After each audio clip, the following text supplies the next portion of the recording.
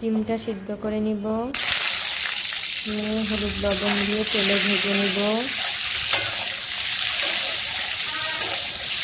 ভাজা হয়ে গেলে উঠায় রেখে ওই তেলে পেঁয়াজ কুচি দিয়ে দিব। হলুদ লবণ দিয়ে দিলাম, একটু পেঁয়াজ বাটা দিলাম, দিয়ে নাড়াচাড়া করে নিলাম। আগে থেকে কেটে রাখা কচুগুলো দিয়ে দিলাম, রসুন বাটা দিলাম, কাঁচা ঝাল বাটা, জিরার গুঁড়া, ধনিয়ার গুঁড়া দিয়ে আবার একটু নাড়াচাড়া করব। পানি দিয়ে দিব।